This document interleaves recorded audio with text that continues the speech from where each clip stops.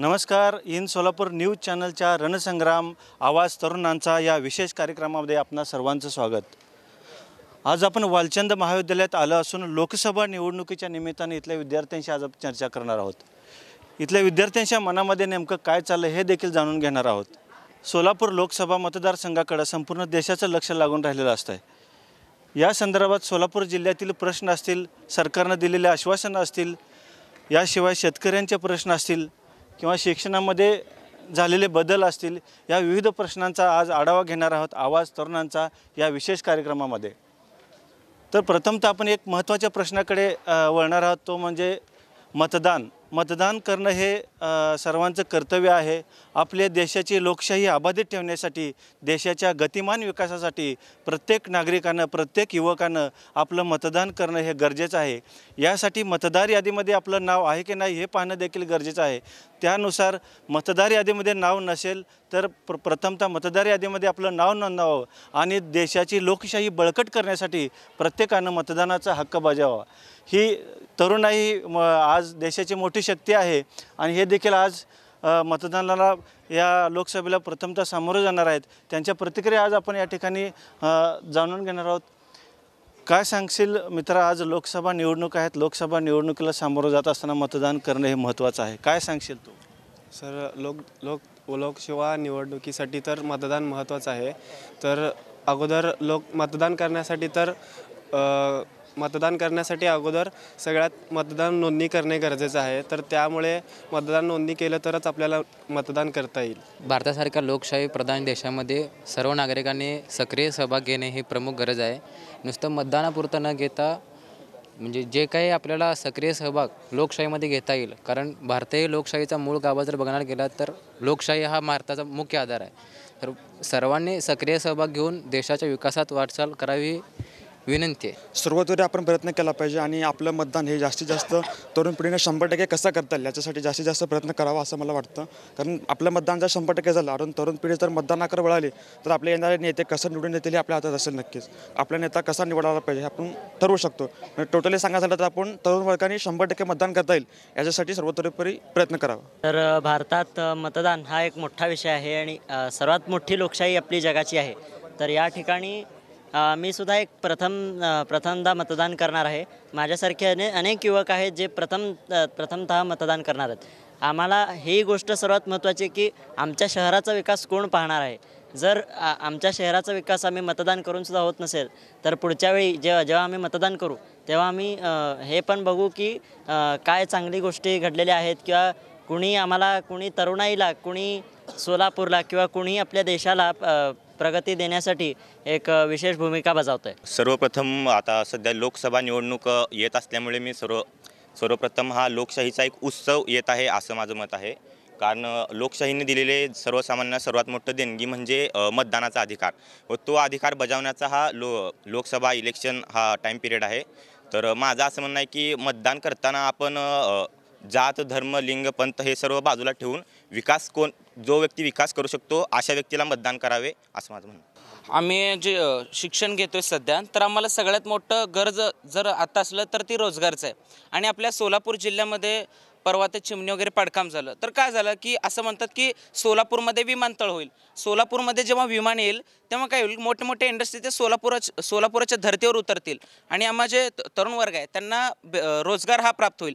आता सध्या आपण जर पाहिलं तर सोलापूरातली जी तरुण पिढी ती फार मोठ्या प्रमाणात पुणे, मुंबईसारख्या मोठमोठ्या शहरांमध्ये आकर्षित होत आहे. का तर तिथे फार मोठ्या प्रमाणात रोजगार आहे. तर आपल्या सोलापूरमध्ये सुद्धा रोजगार यावा यासाठी पर्यटन स्थळांचा विकास होणं खूप महत्त्वाचं आहे. आता आपल्या सोलापूर जिल्ह्यामध्ये आपलं जे भुईकोट किल्ला असेल, ओके, सिद्धेश्वर मंदिर जो महाराजांचा जो परिसर असेल किंवा जवळच आपलं तुळजापूर आहे, अक्कलकोट आहे, यासारखी देवता जर आपल्या सोलापूरमध्ये आहेत आणि खूप मोठं पर्यटन स्थळ सोलापूर आहे.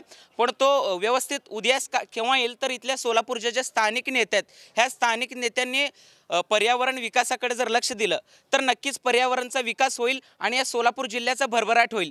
तर आपण म्हणतो की जे खासदारकी आहे तर सध्याचं चाललंय, जे रिंगण चाललंय मोठं, यामध्ये खासदार BJPचा असो की काँग्रेसचा असो, तर याच्यामध्ये काय आहे, सोलापूरचा जो विकास करणार आहे नेता तो महत्त्वाचा इथं आला पाहिजे. आता एकाकडे आपण BJPचं जर बघितलं तर प्रिव्हियस 2 वर्षाखाली आपलं सिद्धेश्वर महाराजांना जरी उभं केलं तरी ते निवडून येतात. म्हणजे कोणी नवीन जरी आलं तरी ते निवडून येतात. का? कारण BJPचं जे सध्या पॉवर आहे आणि भारतातले जे मोठमोठे निर्णय आहेत 370 म्हणा किंवा जे मोठमोठे निर्णय आहेत ते भाजप अग्रेसर असतो नेहमी आणि भाजपचं खासदारकीला यावेळी चेहरा लवकर मिळत नाही, ही मोठी समस्या आहे. आणि मी तर म्हणेन आम्ही सर्व युवक आहोत आणि आम्हाला आमचे जो प्रश्न जो सोडवेल त्यालाच आम्ही मतदान करू. आणि सर्वांना मी नक्की सांगतो की सर्वांनी आपापलं मत नक्की द्या सर्वांनी. आणि कसं आहे माहिती का, आपण जेव्हा मत देत नाही तेव्हा आपल्याला अधिकार नसतं की समोरच्यांना त्यांच्यावर आपण आक्षेप घेतला पाहिजे. समोरचे कधी हे करतील आपल्याला, आपण त्यांना मत देतो, निवडून आणतो. मग सगळ्यांना मत आहे, सगळ्यांकडं मतदानाचं हे संधी सुवर्ण संधी, कोणीही संधी सोडू नका आणि विचार करा आपल्या समाजात बदल केव्हा होईल, आपल्या एका मतामुळे बदल होईल. त्यामुळे सर्वांनी नक्की मतदान करा. एकंदरीत मतदानाविषयी मुलांच्या प्रतिक्रिया, प्रत्येकाने मतदान करणं गरजेचं आहे. तर विद्यार्थ्यांनी देखील काय वाटतं ते पाहूया आपण. मतदान करावा, प्रत्येक युवकांनी मतदान करावं. 18 वर्षाच्या पूर्ण असलेल्या प्रत्येक विद्यार्थ्यांनी मतदान करावा आणि त्यांना त्याचा हक्क आहे. आणि ज्यांना ते योग्य वाटतील त्यांना जे रोजगार देईल, चांगलं शिक्षण देईल, चांगली व्यवस्था सोलापुरासाठी काहीतरी चांगलं करतील अशा लोकांना मतदान नक्की द्यावं. सर, मतदान अशा व्यक्तीला करावं की जे व्यक्ती आपलं हे वाढावं, आपल्या सोलापूरमध्ये प्रगती यावं, अशा व्यक्तीला मतदान करणं गरजेचं आहे. मी म्हणेन की मतदान केलं पाहिजे. एक मत खूप महत्त्वाचं असतं आणि आपण अशा लोकांना मतदान केलं पाहिजे की जे देशाचा विकास करतील आणि मतदान केलं पाहिजे. आपल्याला मतदानाचा हक्क मिळाला त्यामुळे आपल्याला मतदान केलंच पाहिजे. आता आपल्या एका मतामुळं खूप काही बदल घडू शकतात. आपण बरोबर जो व्यक्ती त्याला कॅपेबल आहे त्याला मत दिलं पाहिजे. मी असं स्पेसिफिकली एका नेत्याला असं चूज करत नाही. कसं आपल्याला जे इम्प्रूव्हमेंट हवेत, डेव्हलपमेंट हवेत, तो आपले पूर्ण गरजा पूर्ण करू शकेल अशाच नेत्याला आपण मतदान केलं पाहिजे असं माझी तरी इच्छा आहे. मतदान म्हणजे मी आता एक स्टुडंट आहे तर त्यामुळे मला असं वाटतं की मी जे प्रॉब्लेम फेस करते ते सॉल्व करण्यासाठी, जसं की रिझर्वेशन आहे तर ओपनमध्ये मी येते तर मला प्रेफरन्स नाही आहे तेवढं दुसऱ्यांना आहे. तर मी मार्क्स असूनही प्रेफरन्स मला भेटत नाही आहे तर तो एक ॲज अ स्टुडंट म्हणून फार मोठं प्रॉब्लेम आहे. सो अशा छोट्या छोट्या गोष्टी जर सॉर्ट आउट होऊ लागल्या ना आणि तर तसा नेता जर असला तर आम्हाला चांगलंही वाटेल आणि आम्ही वोट पण म्हणजे एका फेअर वोट करू शकतो. मतदान हा आपला अधिकार असल्यामुळे सर्वांनी मतदान केलंच पाहिजे. आम्ही आता भारताची युवा पिढी आहोत तर मग माझं सर्वांना एक असं म्हणणं आहे की आपण युवा पिढी आहोत. भारताचं विकसन होण्यासाठी युवा पिढी सर्वात जास्त महत्त्वाची आहे. तर मग युवा पिढीने कोणी घराणेशाही किंवा कोणी सांगतंय आपल्याला की आम्हाला मतदान करा, आम्ही हे करू ते करू, या आश्वासनांवर विश्वास न ठेवता समोरची व्यक्ती कशी आहे, समोरची व्यक्ती नक्की कॅपेबल आहे का आपली आश्वासनं पूर्ण करण्यासाठी, आपल्या गरजा पूर्ण करण्यासाठी, हे बघून मत द्यावं. किंवा जर तुम्हाला वाटत नसेल की ही व्यक्ती समोरची कॅपेबल नाही आहे तर आपल्याकडे नोटा आहे, आपल्याला नोटामधून सुद्धा आपल्याला मतदान करण्याचा हक्क आहे. तर प्रत्येकाने विचार करून मतदान करावं. मी नुकताच एक रिसर्च केला ज्याच्यातून मला हे सांगत होतं की आपल्या सोलापूरमध्ये आपल्या इंडस्ट्रियल डेव्हलपमेंटसाठी आपल्या सोलापूरमध्ये खूप मोठा स्कोप आहे. पण म्हणजे जर बघितले ना आपल्या 3 स्टेट बाउंड्रीवर आपले सोलापूर आहे, असं ऑल पॉझिटिव्ह थिंग असताना आपल्या सोलापूरमध्ये जो इंडस्ट्रियल डेव्हलपमेंट आहे जो की खूप कमी प्रमाणात आहे, जो की डेव्हलपमेंट अजिबातच नाही आहे. आणि मी असाच एक स्टडी केला जो की पब्लिक परसेप्च्युअल होता आणि त्या स्टडीतून असं मला समजलं की आपल्या सोलापुरातील सगळ्यात लोएस्ट स्ट्रेंथ फॅक्टर जो आहे की तो की विलिंगनेस ऑफ पॉलिटिकल लीडर्स. तोच जर आपण आता तोच एक आपल्याला एक संधी आहे की आपण एक अशा लीडरला निवडून देऊ जो की आपल्या सोलापूरचा विकास नक्की करून देईल. असं म्हणलं जातं की भारतात लोकशाही पद्धत आहे, पण खरंच लोकशाही आहे का? आम्ही ज्यांना निवडून देतो ते खरंच येतात का? आणि आले तरी पण योग्यरित्याने काम करतात का? त्या लोकांपर्यंत अंमलबजावणी होते का? आणि लोकांनी निवडून दिलेलं राज्य म्हणतात पण खरंच आहे का? हे सर्वांना प्रश्न पडायला हवं. आता मराठा आरक्षणाचं झालं तर किती दिवस झाले, जवळजवळ खूप वर्ष झाले, पण 1 महिना 2 महिना असं कालावधी देतं, पण खरंच त्याच्यावर फायनल उत्तर आलेलं आहे का सरकारचं असं मला म्हणायचं आहे. म्हणून आम्ही योग्य त्या नेत्यालाच निवडून देऊ. माझं एकच म्हणणं आहे की आपण ज्या उमेदवाराला निवडून देणार आहोत तो उमेदवार कसा आहे आणि आपल्या युवा पिढीसाठी आणि आपल्या समाजासाठी काय कार्य करणार आहे हे तुम्ही पहा आणि मग तुमचं मतदान करा. कारण की तुमचं एक मत खूप महत्त्वाचं आहे. त्याच्यासाठी तुम्ही मतदान करताना विचार करा आणि त्याच उमेदवाराला मत द्या की जो तुमच्यासाठी कार्य करणार आहे आणि जो युवा पिढीसाठी कार्य करणार आहे. आपण अशा मतदाराला निवडून दिलं पाहिजे जे खरंच आपल्या देशासाठी कार्य केलं पाहिजे आणि सर्वांगीण विकास केलं पाहिजे. आपण काही पैशासाठी आपलं मत विकलं नाही पाहिजे. आपले जे उमेदवार आहे त्याला आपण मत दिलं पाहिजे. मतदान करणं हे प्रत्येकाचं कर्तव्य आहे आणि प्रत्येकाने मतदान करावं अशाच एक विद्यार्थ्यांच्या या ठिकाणी प्रतिक्रिया आहेत. आपण एक आता पुढच्या प्रश्नाकडे वळणार आहोत, तो म्हणजे सोलापूरचे जे आता सध्याचे विद्यमान खासदार आहेत त्या खासदारांबाबत विद्यार्थ्यांना काय वाटतं आपण त्यांची प्रतिक्रिया आपण जाणून घेऊया. काय सांगशील मित्रा, सोलापूरचे खासदार कोण आहेत आणि त्यांच्या कामाबाबत तू समाधानी आहेस का? नाही सर, अजिबात नाही. कारण सोलापुराला जेव्हा माझं मत असं असतं की जेव्हा आपण सगळ्यांना लोकशाहीची जी व्याख्या आहे त्याचं भूल पडलं आहे की लोकांनी लोकांसाठी चालवलेलं राज्य, खासदार कोणीही असो कोणत्याही पक्षाचा असो, आपण जेव्हा त्याच्या कामाविरुद्ध आपण त्याला विरोध करतो की इथे तर तुझं चुकलं आहे, तेव्हा तो अजून अग्रेसर होऊन चांगल्या पद्धतीनं काम करतो. सो त्याचं काम इफेक्टिव्ह असेल किंवा नसेल, आपण त्याला कायम त्याच्या चुका दाखवल्या पाहिजेत. सध्या आपल्या महाराष्ट्रात असेल, सोलापुरात असेल, रोजगाराची कमतरता आहे. तर ते रोजगार उपलब्ध करून दिले पाहिजेत. पर्यटन स्थळं, अशी पर्यटन स्थळं जिथं पर्यटन खरंच आलं पाहिजे, ज्याने देशाला फायदा, महाराष्ट्राला, सोलापुराला फायदा झाला पाहिजे. खासदार येतात, निवडून जातात, त्यांना त्यानंतर त्यांचं नावही माहीत नसतं, 5 वर्ष कुठं जातात तेही माहीत नसतं, ऑफिसला गेलं 10-12 चक्रा घालावं लागतात. सो खासदारांनी जनतेत उतरून जनतेचे प्रश्न जाणून घेतले पाहिजेत, जेणेकरून त्यांना कळलं पाहिजे की एकंदरीत मुलांना काय हवं आहे, जनतेला काय हवं आहे, वृद्ध जनतेला काय हवं, तरुणाईला काय हवं, किंवा जे मध्यम वर्गातले आहेत त्यांना काय हवं, हे ज्यावेळेस खासदारांना कळेल आणि ज्यावेळेस खरंच जनतेला कळेल की लोकशाही काय आहे, लोकशाहीमध्ये जनतेचं किती महत्त्व आहे, लोकशाहीची खरी व्याख्या काय आहे, विरोधी पक्ष किती महत्त्वाचा आहे, ज्यावेळेस हे जनतेला कळेल त्यावेळेस खरंच सत्तांतरण होईल आणि खरा भारताचा विकास होईल. ह्यांनी कसं म्हटलं बघा, सेम तसंच आहे, काय फरक नाही. त्यासाठी तुम्हाला म्हणालो की खासदार आहे बघा, त्यांनी आपलं हे नागरिकमध्ये उतरून बघायचं आहे, काय कुठं कमतरता, कुठं शिक्षणाबद्दल काय खर्च कमी जास्त होते काय ते बघावं लागतं. नाहीतर ते अजून उगा काय मनाने येते ते बोलतात ना, ते सगळेजण हो म्हणते ते खरं नसतं कधी पण. त्यासाठी त्याने म्हणजे हे नागरिकमध्ये उतरून बघावं लागतंय. समाधानी थोडंफार आहे, पण कसं आहे सध्याच्या काळात तर दुष्काळाचा काळ म्हणतात, पण त्यामुळे सध्या खासदार जे आहेत ना ते लोकांमध्ये उतरून ते आपल्या अडचणी समजून जर कामं सोडून घेतले तर ते कामं आपली म्हणून समजून घेतात.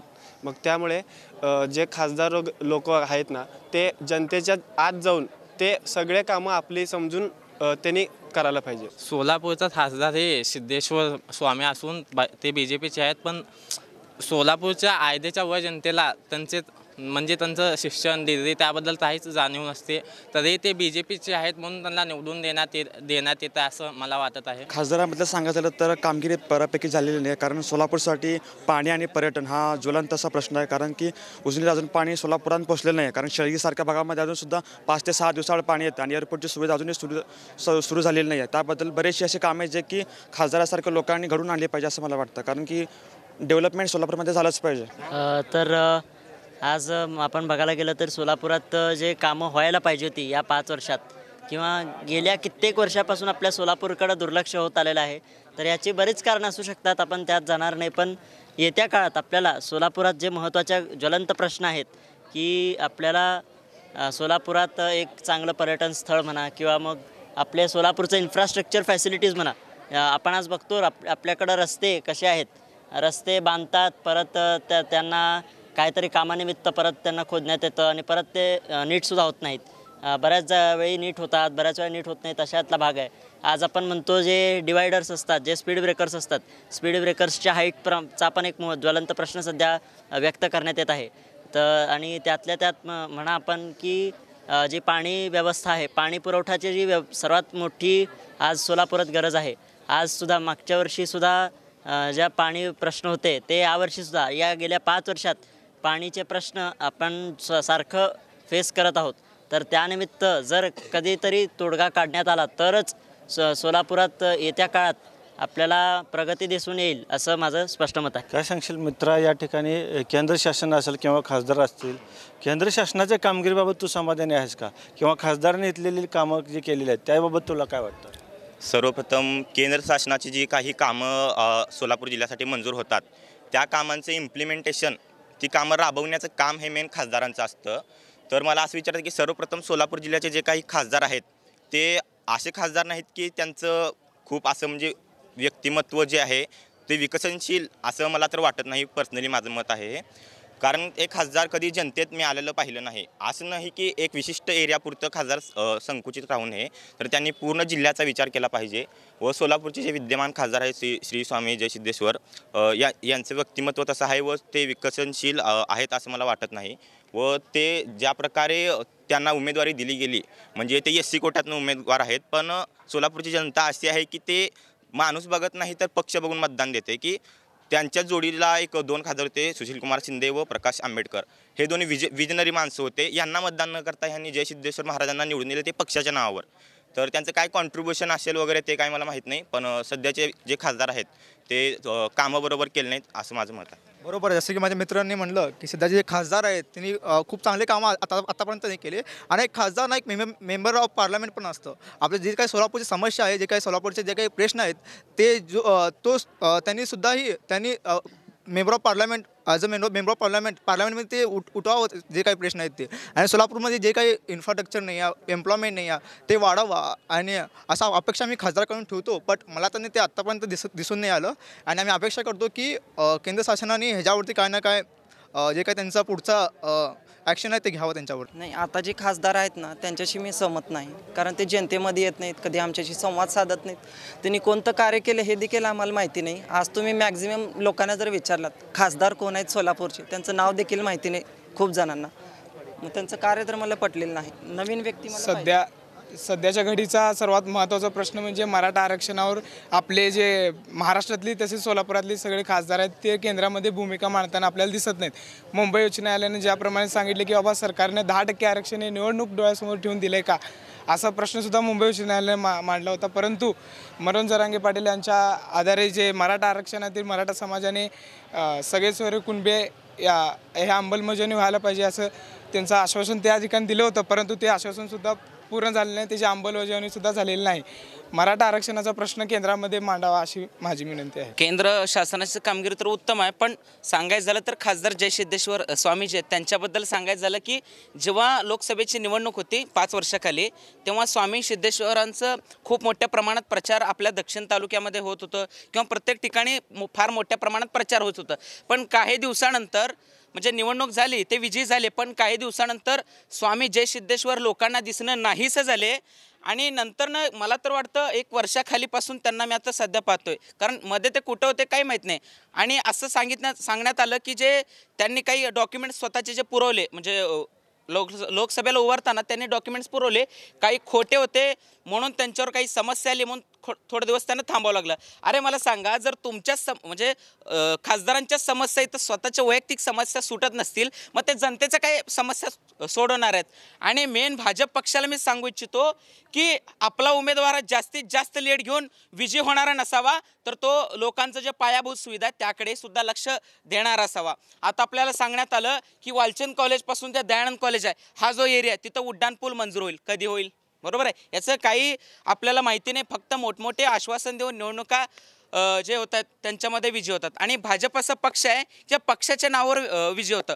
म्हणजे मगाशी दादानं सांगितलं की त्यावेळी आपले सोलापूरचे सुशीलजी कुमार शिंदेजी यांना पण उमेदवारी होती आणि प्रकाश आंबेडकर यांनाही उमेदवारी होती. तर दोघांनासुद्धा डावलून लोकांनी पूर्णपणे मतदान जय सिद्धेश्वर स्वामीजींना केलेलं आहे का? कारण ते भाजपचं काही करू इच्छितात म्हणून. तर भाजप पक्षाला सांगतो की स्वामी जय सिद्धेश्वर खासदार हे म्हणजे एक काय म्हणतात त्याला, एक इन्फ्लुएन्स चेहरा नाही आहे की लोकांच्या समस्या हे सोडवणारं नाही आहे मुळात. आणि जय सिद्धेश्वर स्वामीजींना प्रिव्हियस 1 वर्षापासून लोक हळूहळू बघतात, कारण इतके दिवस ते व्यस्त होते.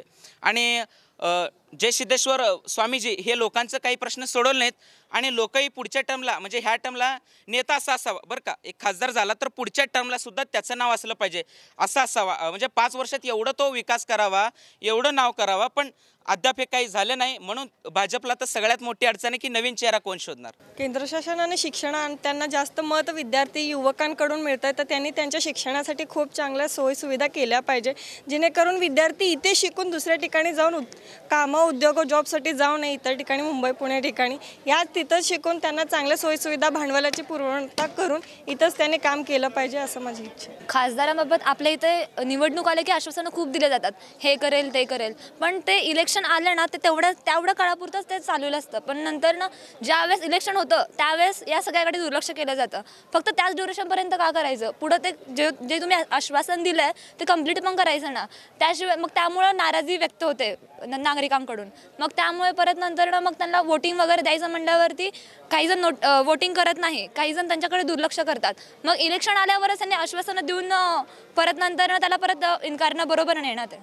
मग त्यामुळं प्रत्येकाने जे कोणता नेता येईल जो आश्वासन देईल ते आश्वासन पूर्ण केलंच पाहिजे. असं तर मला काही वाटत नाही आहे, कारण ते तेवढ्यापुरतं बोललं जातं, केलं तर काही जात नाही. आपण बघू शकतो, कारण खूप काही म्हणजे असं रोड संदर्भात पाणी संदर्भात बोललं जातं पण केलं काही जात नाही. तर मी म्हणते की असा लीडर हवा आहे की जो आपले बोललेले प्रश्न वगैरे सोडवायला हवा. जे आश्वासनं दिलेत ते अंमलात आणले पाहिजे. आपण बघतोय की सोलापूर हे एक धार्मिक शहरांना जोडणारं मध्ये असलेलं शहर आहे. पंढरपूर म्हणा, अक्कलकोट म्हणा, तुळजापूर म्हणा, सोलापूरमध्ये एंटर करताना आपण जुना पुणा नाका इथून एंटर करतो, तर समोरच आपल्याला एंटर करताना दिसतं की सोलापूर शहरात एंटर करताना जी अवस्था आहे, रस्त्यांची अवस्था म्हणा, बाकीच्या गोष्टी म्हणा, आता सोलापुरातला एकही असा रस्ता नाही की जो चांगला नाही आहे, खड्डे नाही आहेत त्या रस्त्यांवर, त्यामुळे किती अपघात होतात. तसेच रोजगार निर्मितीचा प्रश्न, सोलापुरातला युवक हा डिग्री झाल्यावर सहसा पुणे, मुंबई यासारख्या शहरांमध्ये स्थलांतरित करतो का? एकच रिझन आहे की आपल्या सोलापूरमध्ये रोजगार निर्मिती होत नाही आहे. आता IT पार्क होत आहे, पण IT पार्क व्हायला किती वेळ लागेल? हे किती दिवसांपासूनचं आश्वासन दिलं होतं, आत्ता त्याचं भूमिपूजन झालं पण अजून काम सुरू झालेलं नाही आहे त्याचं. मग ते आम्हाला आमच्या भविष्यासाठी काहीतरी करायला पाहिजे ना. मग तेच सुविधा जर सोलापूरमध्ये आणल्या तुम्ही मुंबई पुणे या शहरांसारख्या, तर मग सोलापुरातील युवक बाहेरच्या शहरांमध्ये जाणारच नाही. मग मी युवकांना सुद्धा विनंती करते की आपण आपल्या भारताचं भविष्य आहोत, विचार करून मत द्या, कारण की आपण आपल्या एखाद्या मतामुळे सुद्धा एक चांगला व्यक्ती निवडून येऊ शकतो आणि दुसरा एक काम न करणारा व्यक्ती खाली सुद्धा पडू शकतो. निवडणुका येण्यापूर्वी जर ते नुसतं की आश्वासनं देणे याच्यापेक्षा जर आज निवडून आलेत ना त्याच कालावधीत जर तुम्ही हे कामं केले तर आमचं नक्कीच मन एक पॉझिटिव्ह होईल आणि तुम्हाला निवडून देण्याचं मत चांगलं होईल. आम्ही समाधानकारक नाही आहे सरळ सांगायला गेलं तर. आणि बोलून दाखवण्यापेक्षा करून दाखवलेलं कधी पण बेटर, कारण फक्त बोलून काहीच होत नाही, बोललं तरी पण करून दाखवलं पाहिजे. बोलायच्या आधी सगळं केलं तरच काहीतरी होईल, नागरिकांपर्यंत कामं पोचतील, विद्यार्थ्यांपर्यंत सगळे पोचतील, अंमलबजावणी व्हायला पाहिजे.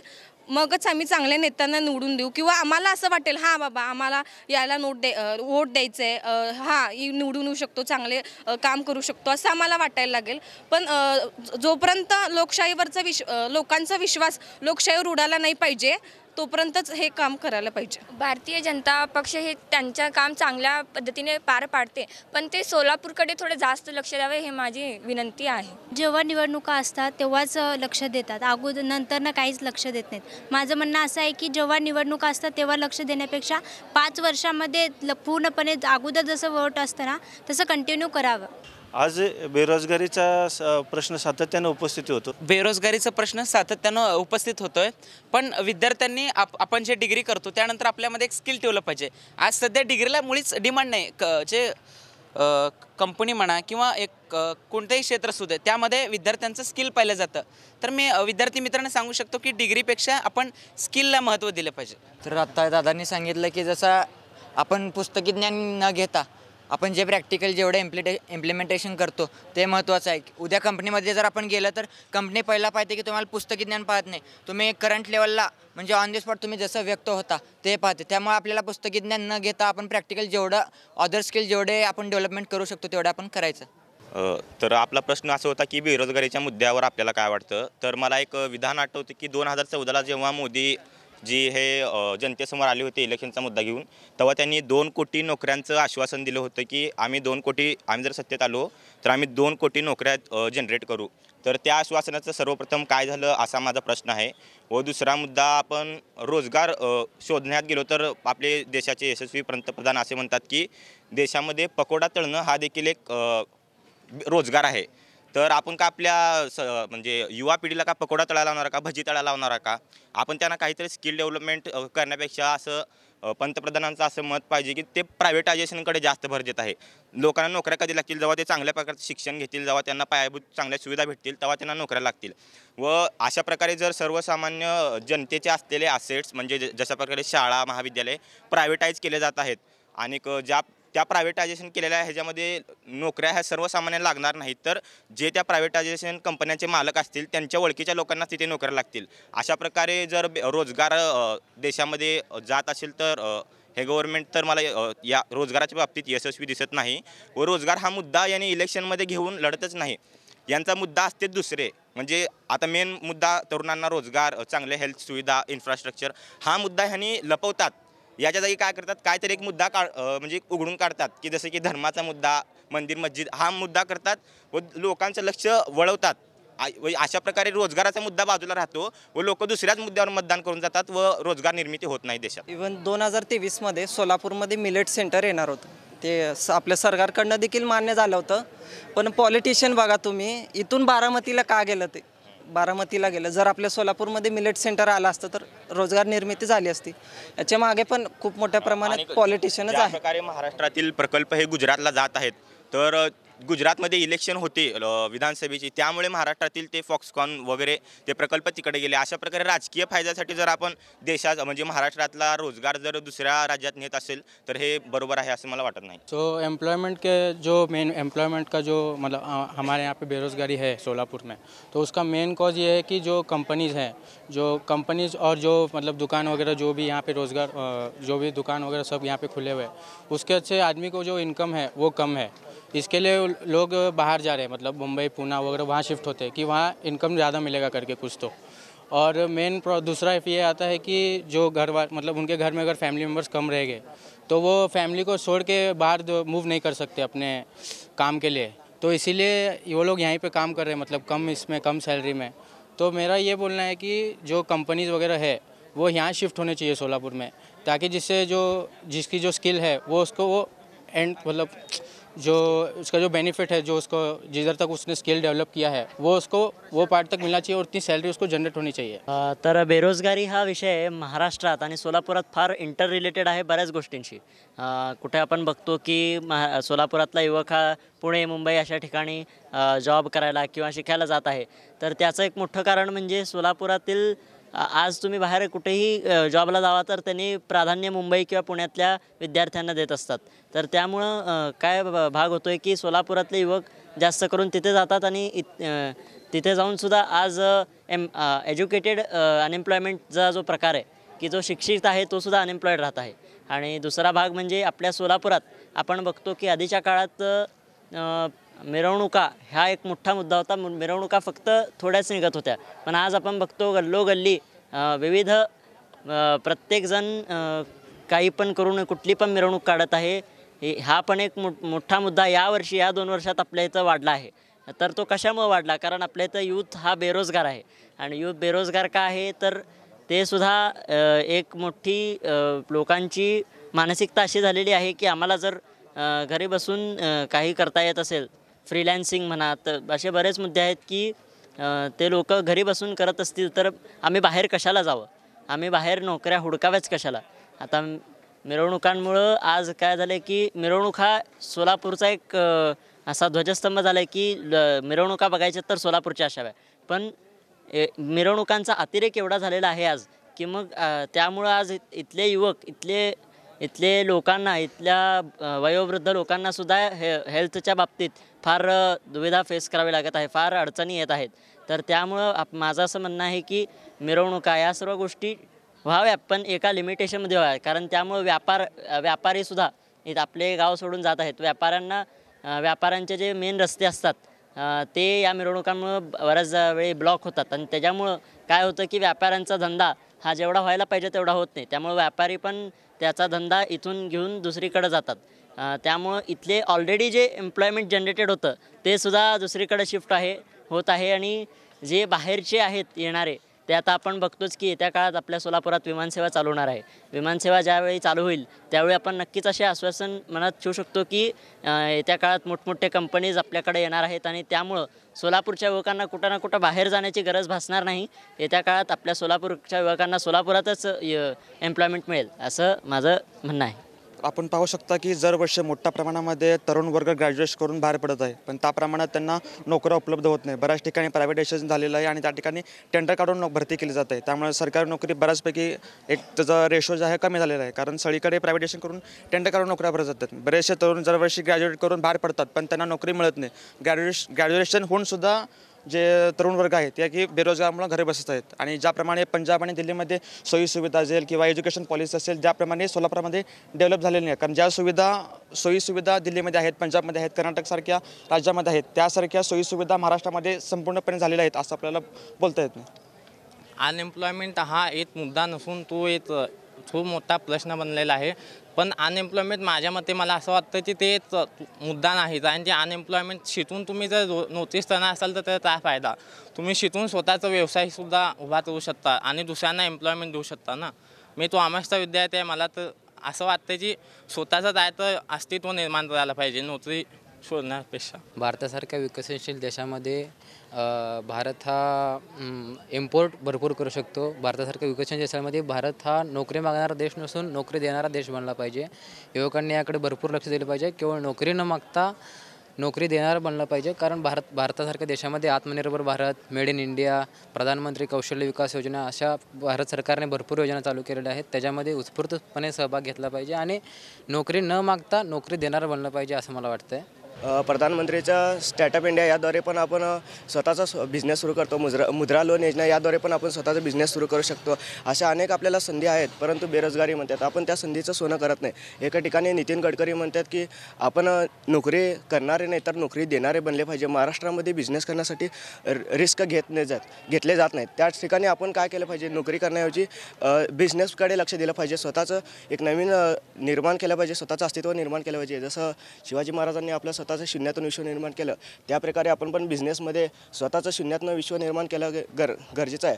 म्हणून बेरोजगारी आहे असं म्हणण्यापेक्षा स्वतः काहीतरी करणं हे गरजेचं आहे. आपण बाहेर देशातून आयात हा जास्त करतो, आपण आयातपेक्षा जास्त बाहेर निर्यात कसं केलं गेलं पाहिजे याकडे लक्ष दिलं पाहिजे. जसं मोदी म्हणतात 2047पर्यंत महासत्ता देश बनवायचा आहे, तसंच आपल्याला पण एक काहीतरी स्वतः आपण निर्माण करून आपल्या बेरोजगारी हे कमी केलं पाहिजे, एवढंच बोलायचं. बघा 2014मध्ये ना मेक इन इंडिया एक कॉन्सेप्ट आलं. त्यामध्ये फॉरेन सेक्टरचे कंपनी आहेत त्याला आपण इंडियामध्ये बोलणार होतो.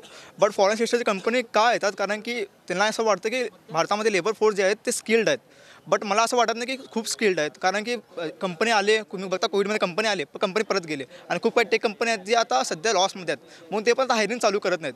आणि तुम्ही बघू शकता की भारताच्या बाहेर जेव्हा कोणी जातं ते लेबर फोर्स जास्त जातं, नॉट अ स्किल्ड लेबर. आता तुम्ही बघा इस्रायलने आपले काही वर्कर बोलवले तिकडं, तायवानने आपले काही वर्कर बोलवले, जपानने आपले काही वर्कर्स इकडनं बोलवले. ते वर्कर बोलवले कारण लेबर काम करण्यासाठी, नॉट अ स्किल्ड. तर मी असं म्हणतो की तरुणांनी ना स्किल डेव्हलप केलं पाहिजे जास्तीत जास्त. आणि भारत सरकारने ह्यावरती स्किलवर जास्त कॉन्ट्रीब्युशन केलं पाहिजे आणि स्किल इन्स्टिट्यूशन ओपन केला पाहिजे. कारण की हे जे काही आपले जे तरुण आहेत, आपल्या जो वर्कर न जाता तिथं स्किल प्रोव्हाइड करायला गेलं पाहिजे. आपले स्किल टेस्ट स्किल म्हणा, AI स्किल म्हणा, असे काही स्किल तिथं प्रोव्हाइड करायला गेले पाहिजे असं मला वाटतं. तुम्हाला काय वाटतं शिक्षणामध्ये काय बदल व्हायला पाहिजे? केंद्र सरकारनं ज्या घोषणा केल्या होत्या त्याबाबत काय सांगा? शिक्षणासाठी विद्यार्थ्यांना सपोर्ट केलं पाहिजे आणि जे सॉफ्ट स्किल्स आहेत ते पण त्यांना शिकवण्यासाठी जे मोहीम राबवत आहे त्याच्यामध्ये जास्त लक्ष देत नाहीत. ते जे मॅडम आहेत ते फक्त त्यांच्या सर्टिफिकेटसाठी देतात, तिकडं फक्त 3 महिने घालवतात, ते विद्यार्थ्यांकडे लक्ष देत नाही. तर त्यांच्याकडे थोडं लक्ष द्या. आपल्या सोलापूरमध्ये तर शिक्षण शिक्षण असं नाही, अदर ॲक्टिव्हिटीज पण असतात, पण अदर ॲक्टिव्हिटीज जास्त घेतल्या पाहिजेत. त्यामुळे स्किल डेव्हलपमेंट होते. त्यामुळे आपण ज्यावेळेस जॉब शोधायला जातो त्यावेळेस आपल्याला स्किल जास्त महत्त्वाचे असतात. मग त्यावेळेस ते आपल्या स्किल्स तिथं आपल्याला हेल्प करतात. आपल्याला लवकर जॉब आपल्याला जनरेट करण्यासाठी स्किल्स आपल्याला महत्त्व पडतात. त्यामुळं आपण आपल्या सोलापूरमध्ये तरी एज्युकेशन सोडून अदर ॲक्टिव्हिटीजकडे जास्त लक्ष दिलं पाहिजे. जसं थेरॉटिकल नॉलेज इम्पॉर्टंट आहे तसंच प्रॅक्टिकल नॉलेज पण घेतलं पाहिजे. म्हणजे जे आपण शिकतो करतो टेक्स्टबुक थ्रू किंवा जे काही नोट्स असेल त्याच्या थ्रू ते आपण प्रॅक्टिकलमध्ये केलं पाहिजे. आणि त्यासाठी आय थिंक सो की स्किल डेव्हलपमेंट हा फार इम्पॉर्टंट आहे. जसं काही की एम्प्लॉयमेंटसाठी म्हणा किंवा अदर एनिथिंगसाठी स्किल इम्पॉर्टंट आहे. तर मी हे म्हणू इच्छिते की स्किल्सवर जास्ती आपण फोकस केलं पाहिजे आणि प्रॅक्टिकल थिंग्स जास्ती व्हायला पाहिजे. सरकारने जी मोहीम राबवलं MSIT टॅली टायपिंगच्या, ते विद्यार्थ्यांना जास्त म्हणजे डेव्हलप होत नाही. तिथं शिक्षक लोक चांगले नाहीत, तर त्यांना थोडं चांगलं प्रशिक्षण शिकलेल्या लोकांना तिथं शिक्षणासाठी द्यावं. सोलापूरमध्ये अनएम्प्लॉयमेंट खूप म्हणजे जनरेट होत नाही आहे. तर सोलापूरमधले खूप विद्यार्थी पुण्यामध्ये मुंबईमध्ये जातात. तर आपल्या सोलापूरमध्ये एम्प्लॉयमेंट व्हायला पाहिजे. सर, सोलापूरचा एक मेन मुद्दा आहे की तरुणाई मागे राहत आहे, तरुणाईला रोजगार भेटत नाही आहे. मग त्यासाठी काय कमी पडत आहे? सॉफ्ट स्किल्स, त्यांचं कॉन्फिडन्स. आपल्या मुळात सोलापूरच्या विद्यार्थ्यांमध्ये हे एक आहे की शिक्षण पद्धतीमुळे कधी कधी काय होतं, थेरॉटिकल जास्त शिकवलं जातं, पण थेरॉटिकलसोबत त्याच समप्रमाणात प्रॅक्टिकल नॉलेज द्यायला कुठेतरी शिक्षण संस्था कमी पडते. आणि ह्याचमुळे आपण बाहेरच्या शहरात गेलो, महाराष्ट्राबाहेर गेलो, तर ह्या आपल्याला कॉन्फिडन्स मुलांचा राहत नाही. तुम्ही इंटरव्ह्यूला गेलात तर तो कॉन्फिडन्स, ज्या कॉन्फिडन्सनी मुलांनी उत्तरं द्यायला पाहिजेत, तो कॉन्फिडन्स कमी पडल्यामुळे ना कुठे ना कुठेतरी सोलापूरचा तरुण मागे राहत आहे. मग त्यामुळे मला असं वाटतं की जे थेरॉटिकल प्रॅक्टिस आहे त्यासोबतच तुम्ही जरी प्रॅक्टिकल नॉलेज दिलं, इंडस्ट्रियल व्हिजिट्स म्हणा, बाकीच्या गोष्टी म्हणा, की ज्या आत्ता सध्याच्या 24व्या शतकात जे आपल्याला महत्त्वाचं आहे ते तुम्ही आम्हाला नॉलेज दिलं तर नक्कीच सोलापूरचा तरुण मागे राहणार नाही. सर, मला वाटतं की सोलापूरमध्ये मोस्ट ऑफ द सगळे सब्जेक्ट्स कवर होत नाहीत.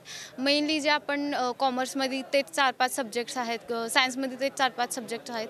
बट प्रॅक्टिकलसाठी जे सब्जेक्ट्स लागतात ते आपल्याला शिकण्यासाठी बाहेरच जावं लागतं. पण जर चांगलं फायनान्शियल आणि पॉलिटिकल असिस्टन्स भेटलं तर इथे पण ते सगळं डेव्हलप होऊ शकतं. तर ते एम्प्लॉई ट्रेनिंग सेंटर, आपण म्हणतो ना की एम्प्लॉई स्किल नाही आहेत, तर आपल्या सोलापूरमध्ये जर आपण हा उपक्रम राबवला की एम्प्लॉई ट्रेनिंग सेंटर जर आणलं सोलापूरमध्ये तर नक्कीच त्यातून चांगले एम्प्लॉई स्किल लेबर घडतील. जसं की पुण्यामध्ये एज्युकेशनसाठी वेगवेगळ्या स्किल्स असतात ना, मग सोलापूरची मुलं पुण्यात जाऊन काय एज्युकेशन घेतात, तेच एज्युकेशन जर सोलापूरमध्ये आलं तर म्हणजे युवा पिढीला देखील त्याचा एज्युकेशनचा लाभ मिळेल ना.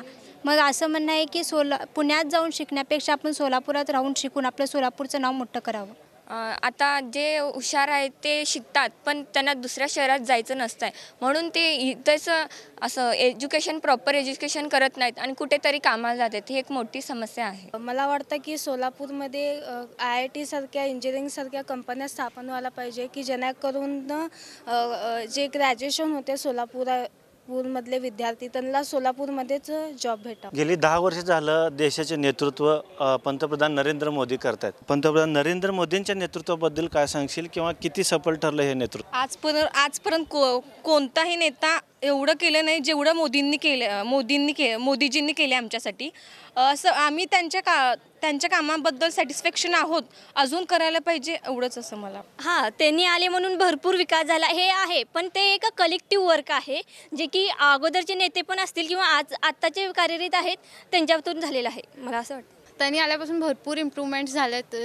लाईक मोस्टली त्यांनी एज्युकेशनवर जास्त फोकस करायला पाहिजे आणि लाईक सिटीजमध्ये न जाता खालच्या लेवलपर्यंत पण येऊन त्यांनी इम्प्रूव्हमेंट्स करायला हवे. तर मोदी सरांबद्दल नो डाऊट बेस्ट आहे आणि कसं त्यांनी आल्यापासून फार आपण डेव्हलपमेंट बघितली आणि ते दिसूनही येतं त्यांच्या कामातून.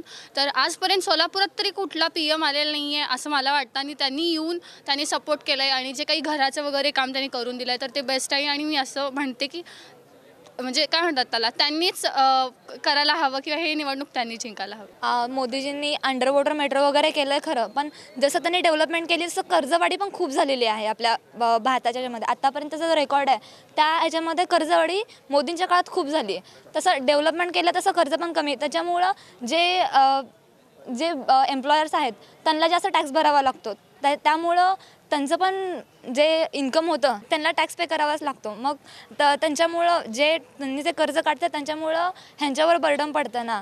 मग असं काहीतरी केलं पाहिजे जे दुसऱ्यांना पण त्रास होणार नाही आणि सगळं प्रत्येक इक्वल लेवलला राहावं अशी माझी इच्छा आहे. मोदीजींनी जे काम करत आहे छान करत आहे. माझी इच्छा आहे त्यांनी शिक्षणासाठी आणि जे विद्यार्थी शिकत आहेत त्यांना त्याच्या संबंधित काम दिलं पाहिजे.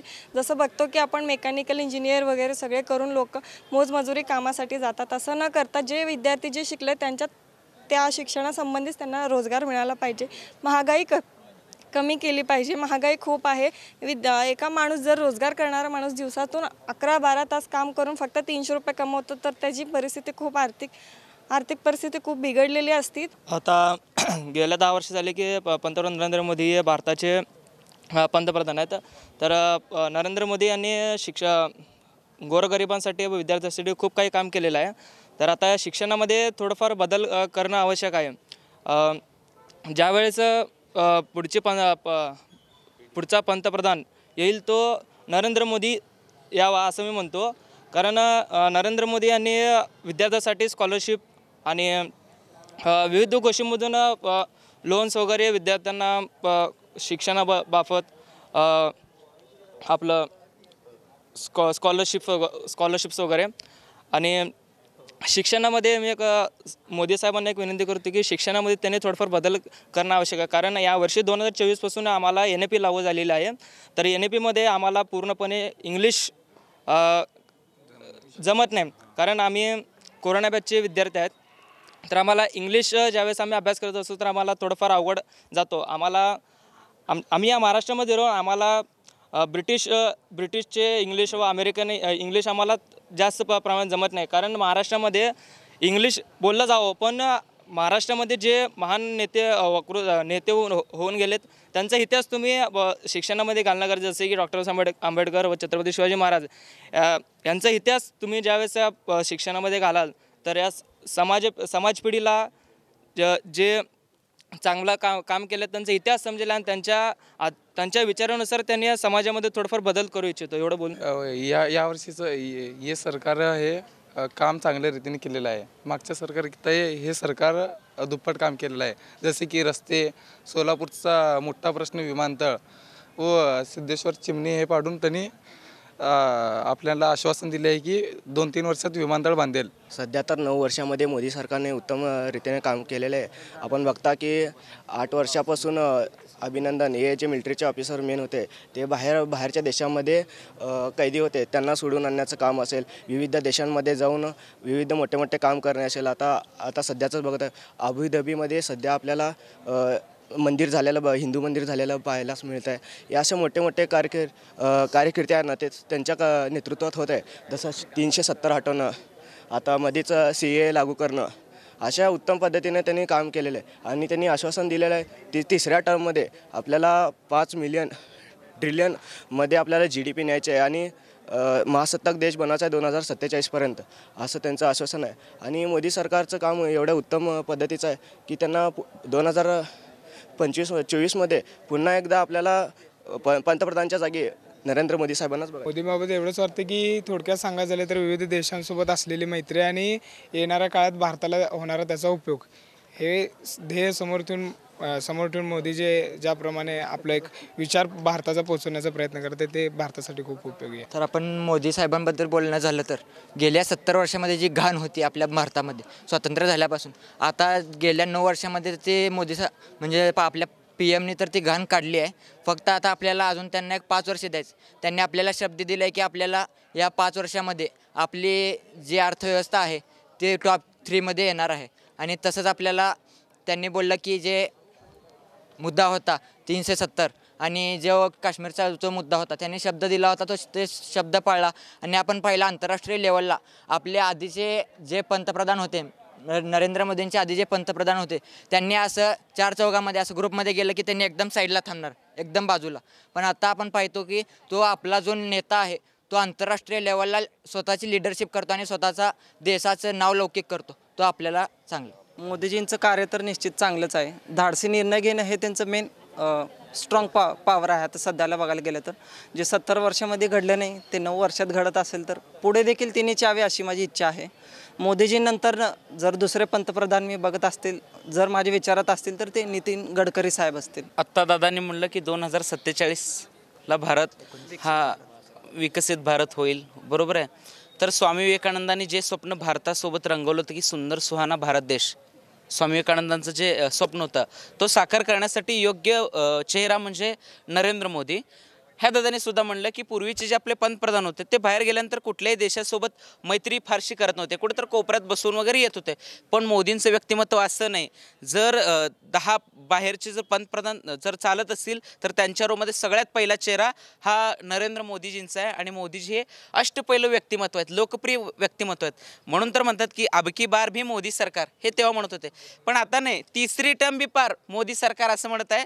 आणि मोदी साहेबांसारखा म्हणजे उत्तम चेहरा हा भाजपला भेटलं किंवा आपल्या भारत राष्ट्राला ह्या घडीमध्ये मोदीजींसारखा व्यक्ती भेटणं हे फार मोठं भाग्याची गोष्ट आहे असं मी म्हणेन.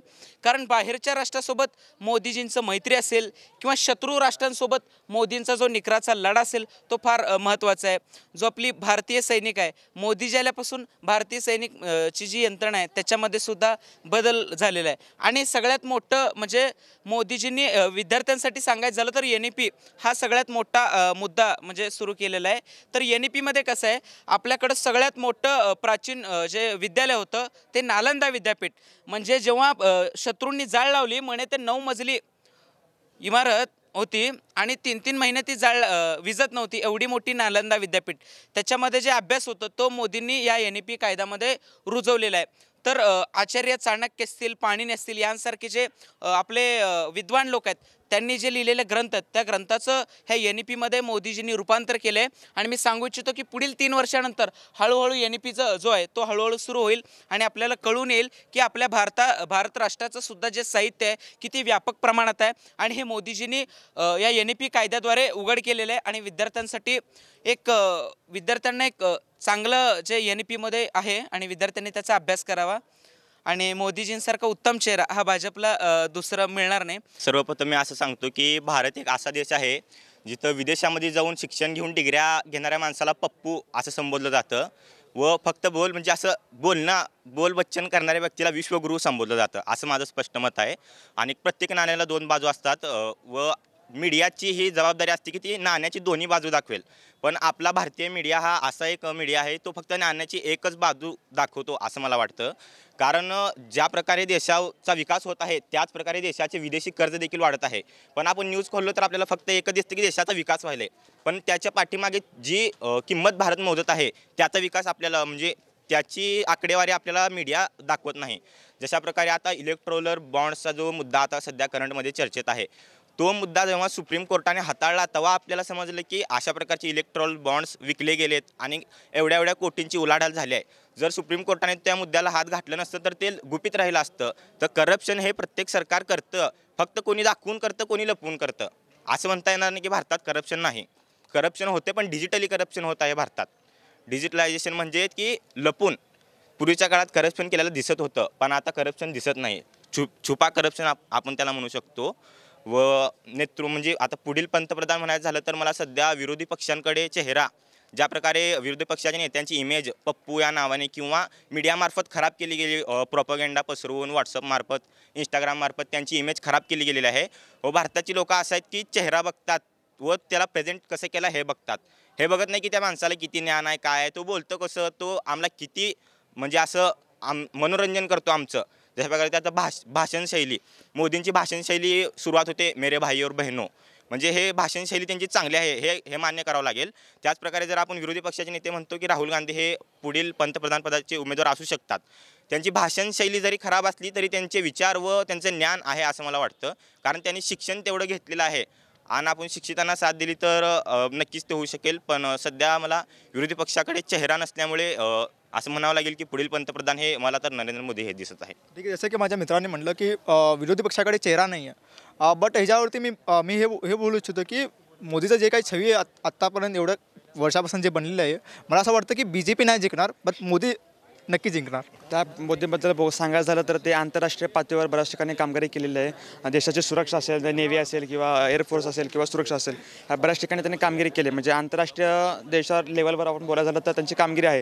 पण देशांतर्गत बोलायचं झालं तर योजना राबवतात, पण त्या योजनांचा लाभ बेनिफिट ते ग्रामीण भागामध्ये लोकांपर्यंत पोहोचायला पाहिजे. याच्यावर त्याचं जास्त हे असं वाटतं मला. मोदीजींचं नेतृत्व अक्षरशः मी सांगेन की एक भारतासाठी एक फार मोठी गोष्ट, एक असा परत नेता मिळणार नाही असं माझं स्पष्ट मत आहे. कारण मोदीजींनी जे कार्य करून दाखवलं आहे ते याआधीसुद्धा कोणी करू शकलेलं नाही आणि यानंतरही कोणी मला वाटत नाही की करू शकेल. की एवढे धाडसी निर्णय घेणे, 370 कायदा असेल किंवा मग भगवान श्रीराम मंदिर असेल किंवा आपल्या भारतातील होणारे अनेक आता इलेक्शनचे जे मुद्दे आहेत ते येत्या काळात एक नवीन मुद्दा येत आहे की one nation one election policy हा सुद्धा एक मोठा मुद्दा आहे. सध्याचा जो इलेक्टरल बॉन्ड्सचा मुद्दा आहे यातसुद्धा माझं असं मत आहे की आपण अगोदर याबद्दल स्पष्ट रिसर्च केलं पाहिजे की कोण किती घेत आहे किंवा कुणाला किती भेटलेत. तर या हिशोबाने माझं मत आहे की मोदीजींनी जे काम केलं आहे सेंट्रल लेवलवरती किंवा नेशन वाईड किंवा इंटरनॅशनल लेवलवरती म्हणाल तर आज भारताची छवी जी झालेली आहे 2014 अगोदर भारताची छवी जसं एका मित्राने म्हटलं की फार वीक होती.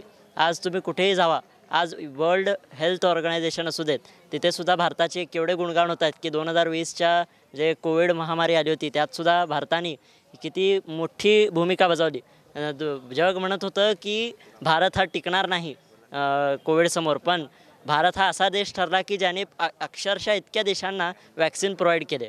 तर आज आपण हे बघू शकतो आता इवन सध्या युनायटेड नेशन्समध्ये सुद्धा आपले जे लिडरशिप आहेत मोदीजींच्या लिडरशिपखाली जयशंकरजी एवढे चांगले भाषण देतात, एवढे चांगले उत्तरे देतात आपल्या देशाच्या विरोधकांना की येत्या काळात मला तर असं वाटतं की मोदीजींच्या नेतृत्वाखाली आपण सध्या 5th लार्जेस्ट इकॉनॉमी आहे आणि येत्या काळात आपण 3rd लार्जेस्ट इकॉनॉमी व्हायला काहीही वाद नाही आहे. मोदीचं नेतृत्व चांगलं आहे सर, देशासाठी खूप मदत झालेली आहे. सर आता आपण बघितलं की मोदीचं नेतृत्व बहुत चांगल्या प्रकारे करत आहे. जसं की प्रधानमंत्री आवास योजना मोफत 5 लाखापर्यंत मोफत उपचार, यामुळे लोकांना खूप मोठा फायदा होऊ शकतो.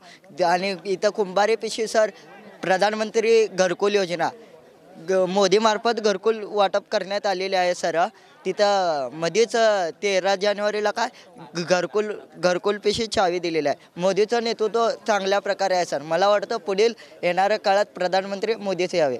आपण पाहतो एकंदरीत नरेंद्र मोदींची जे 10 वर्षाची कारकीर्द होती त्या एकंदरीत कारकिर्दीवर सर्व विद्यार्थी समाधानी आहेत. मोदींचं नेतृत्व हे सफल ठरलेले आहेत. आता एक पुढचा प्रश्न आहे, सोलापूरचे खासदार कोण असायला पाहिजे, काय वाटतं? प्रणितीताई शिंदेच. BJP नेता असायला पाहिजे असं मला वाटतं. प्रणिती शिंदे. अजून तरी नाही कोणी काही ना जो की सोलापूरचा विकास करेल. आमचं फर्स्ट टाईम वोटिंग आहे त्यामुळे आम्हाला जास्त नॉलेज नाही. तर जो कोण येईल त्यांनी सगळं डेव्हलपमेंट करायला पाहिजे एवढंच. सेम मी कोणत्या पार्टीचं समर्थन करणार नाही, पण फक्त एवढंच सांगेन की जो कोणी यावा त्यांनी सोलापूरचा विकास करावा आणि आमचे जे प्रश्न आहेत त्यांना सॉल्व्ह करण्याचा प्रयत्न करावा. जो कोणी येईल त्यांनी डेव्हलपमेंट करावी. असं स्पेसिफिक कोण नाही, जो येईल तो विकास घडवला पाहिजे आणि असं आश्वासन देऊन नुसतं माघार घेतली नाही पाहिजे. लाईक डेव्हलपमेंट व्हायला पाहिजे आणि फेअर असायला पाहिजे. जे बोलतंय ते करून दाखवलं पाहिजे. खासदार आमदार हा सोलापूरचा चांगला करणारा असावा आणि असं असावा की तो युवा असावा जेणेकरून युवांचे सगळे फिलिंग्स त्याला कळले पाहिजे. सोलापुराचा जो तळागाळातला प्रश्न आहे तो जाणणारा लोकप्रिय व्यक्तिमत्व म्हणून प्रणितीताई शिंदेंकडे सध्या बघितलं जात आहे काँग्रेसकडून ना. पण BJPला पण एक चेहरा पाहिजे ना. मग BJPसाठी उत्तम चेहरा म्हणजे ते स्वीकार करतील तो पुढला भाग, पण BJP साठी प्रणिती शिंदेंना जर पाडायचं असेल तर उत्तम चेहरा म्हणजे आमदार रामभाऊ सातपुते. कारण रामभाऊ सातपुतेंवर सगळं म्हणजे पूर्ण महाराष्ट्रभर रामभाऊ सातपुतेंची चर्चा आहे. म्हणजे एक ऊसतोड कामगाराचा मुलगा जेव्हा आमदार होतो आणि मुळात म्हणजे विद्यार्थी संघटनेमधूनच रामभाऊ आलेले आहेत. त्यामुळं आपण विद्यार्थी आहेत तर आपले प्रश्न रामभाऊ सातपुते हे निकरण लढतील आणि जो विधानसभा आहे त्यामध्ये आक्रमक भूमिका घेऊन जनतेचे जे प्रश्न योग्य रीतीने मांडणारा जो आहे तर ते म्हणजे रामभाऊ सातपुते. आणि सुविधा तर सांगतात केंद्र शासनाच्या, पण त्यामध्ये जो भ्रष्टाचार होते ते सुद्धा उकळून बाहेर काढणारा व्यक्तिमत्व असेल तर ते रामभाऊ सातपुते असतील. आणि प्रणितीताई शिंदे यांना हरवायचं असेल तर रामभाऊ सातपुते उत्तम पर्याय, त्याशिवाय दुसरा चेहराच नाही. एक चेहरा म्हणलं तर राम सातपुते यांना जर उमेदवारी दिली तर ते प्रबळ दावेदार असू शकतात खासदारकीचे. नसेल तर मग प्रणिताईंना एखादा चान्स देऊन बघावं लागेल. विद्यमान आपण जर पाहिलं जर खासदार आपल्याला अजून नावं तर आता गुलदस्त्यात आहेत, पण आपल्याला जर स्पेसिफिक जनतेचा म्हणजे सामान्य लोकांचा जर प्रश्न पाहिला तर जो नेता तळागाळा समाजाच्या ग्राउंड लेवलला जाऊन काम करेल आणि जसं की आपण आत्ताचे आपण मगाशी पाहिलं की 1 वर्षापूर्वीच त्यांनी वर आलं खासदार आपले. खासदार असा असावा की आता जिंकून आला त्याने पुढील 5 वर्षापर्यंत लोकांच्या संपर्कामध्ये असला पाहिजे, ग्राउंड लेवलवरती काम केला पाहिजे आणि जो युवकांचा ज्वलंत विषय आहे रोजगार आणि इत्यादी जे काही विषय असतील आणि युवकांच्या जे चेहरा म्हणलं तर युवकाच असला पाहिजे. आता जर खासदार निवडून यावे म्हणले तर सर्वांच्या लाडक्या प्रणितीताई शिंदे. सद्यस्थितीला म्हणजे आपण 2 वेळेस BJPला संधी दिली आहे, 1 वेळेस काँग्रेसला देऊन बघू. युवा नेतृत्व प्रणितीताई शिंदे. सध्या स्थितीला जसं की भाजपाला उमेदवार तर नाही भेटला आतापर्यंत, बट मला असं वाटतं की युवा नेतृत्व करणारी प्रणितीताई शिंदे यांना आपण एक संधी द्यावी. माझं पण तेच माहिती आहे, कारण युवा नेता आणि जर शिक्षित नेता आपल्याला पाहिजे असेल तर Praniti Shinde it is best option. अजून आपल्या सोलापूरसाठी उत्तम असा चेहरा खासदारसाठी मला तर कोणताही चांगलं वाटत नाही. अजून पुढं जे निर्णय होईल त्याच्यावरनं बघता येईल. अजून कुठलाही उमेदवार आता भेटलेला नाही सोलापूरसाठी, दुसऱ्या पक्षाचा भेटलेला आहे तर अजून विचार करणार आहे. सोलापूरच्या उमेदवारासाठी प्रणिती शिंदेंचं नाव घेतो. माझं तर असं स्पष्ट मत आहे की अजून सध्या तरी कुठला असा उमेदवार दिसत नाही आहे, पण माझं मत त्यालाच जाईल ज्याच्या मॅनिफेस्टोमध्ये सोलापूरचा विकास हा प्रथम प्राधान्य असेल. आमचं पण नाव असं स्पेसिफिक काय नाही आहे, जो शहरासाठी विकास करेल त्यांचं आमचं मत. जो सोलापूरचा विकासासाठी प्राथमिकता देईल त्यालाच खासदार बनायला पाहिजे अशी माझी इच्छा आहे. लोकशाहीमध्ये लोकांच्या इच्छेला जास्त महत्त्व देण्यात आलेलं आहे, त्यामुळे जे लोकांची इच्छा आहे ज्यांच्या अजेंडामध्ये विकास हा प्राधान्यक्रमाने असेल त्यांनाच मत दिलं जाईल. आमची उत्सुकता अशी राहील की यावेळेस भाजपाकडून खासदार कोण उभं राहील हे आमच्या मनात असेल, कारण तिकडे जर युवा आणि शिक्षित जर खासदार भाजपाने निवडून दिला तर मग चांगलंच होईल, कारण तसं निवड केली गेली. आज आपण आवाज तरुणांचा या विशेष कार्यक्रमामध्ये वालचंद महाविद्यालयातील विद्यार्थ्यांच्या प्रतिक्रिया या ठिकाणी जाणून घेतलेल्या आहेत. तर या ठिकाणी एकंदरीत ज्या विद्यार्थ्यांनी प्रश्न या ठिकाणी उपस्थित केले आहेत, बेरोजगारीचा प्रश्न असेल, याशिवाय काही शिक्षणातील बदल असतील आणि त्याच्यानंतर एक महत्त्वाचा उपस्थित विषय केलेला म्हणजे तो IT क्षेत्र असेल. IT क्षेत्र सोलापूरला अतिशय गरजेचं आहे आणि एकंदरीत सरकारच्या कामगिरीबाबत सर्व विद्यार्थी समाधानी आहेत इथं असं सांगितलेलं आहे. पण एकंदरीत आपण पाहिलं, खुर्चीवरचं प्रेम कमी करा, जनतेवरती प्रेम करा, जनतेची विकास कामं करा, तरच येणाऱ्या उमेदवाराला हे भवितव्य आहे असंच एकंदरीत विद्यार्थ्यांनी या ठिकाणी सांगितलेलं आहे. तर आज आपण इथंच थांबूया. मी समाधान वाघमोडे, कॅमेरामॅन दिनेश शिंदे आणि कृष्णा रेळेकरसह इन सोलापूर न्यूजसाठी सोलापूर.